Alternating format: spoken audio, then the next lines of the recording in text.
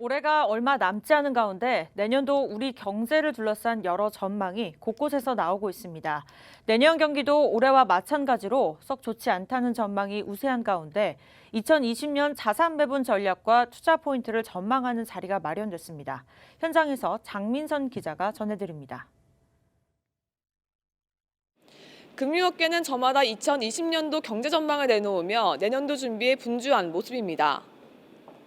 내년도 글로벌 경기는 저금리 장기화에 따른 부작용에 휩싸일 것이라는 예상이 나오는 반면 회복 국면을 맞을 것이라는 낙관론도 함께 제시되고 있는 상황입니다.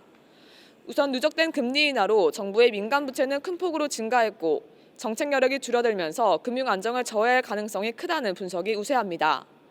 여기에 미중 관계 불확실성, 브렉시트와 홍콩 시위 장기화, 유로존 은행권 부실 문제 등 대내외 정치, 지정학적 불안 요소도 여전히 존재합니다. 이 따라 국내 경제도 영향을 받을 것으로 예상됩니다.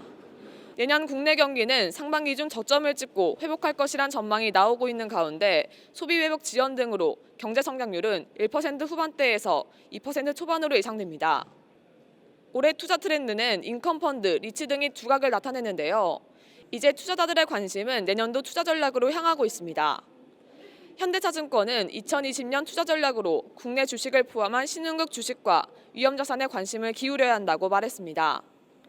경기가 저점을 찍고 반등한다면 수혜가 기대된다는 이유입니다.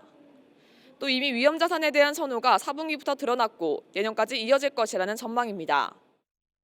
신흥국 쪽이라든지 우리가 위험자산이라고 알려 있었던 상품에 대한 선호가 이제 4분기부터 나오고 있고 내년 상반기까지는 그런 성향이 좀 계속될 수 있기 때문에 위험자산에 대한 관심이 내년엔 좀 필요해 보인다라고 말씀드릴 수 있을 것 같습니다. 주식 외의 투자 포인트로는 신흥국 채권을 꼽았습니다. 반면 올해 나타났던 금에 대한 투자 매력은 높지 않을 것으로 예상했습니다. 실제적으로 좀 매력은 오히려 한국 주식, 신흥국 주식이 좀 더 높지 않을까라고 보고 있고요.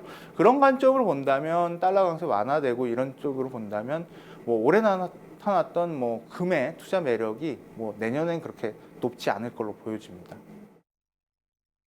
내년도 국내외 경제에도 찬바람이 불 것으로 예상되는 가운데 이제 투자자들의 관심은 내년으로 향하고 있습니다. 박스뉴스 장민선입니다.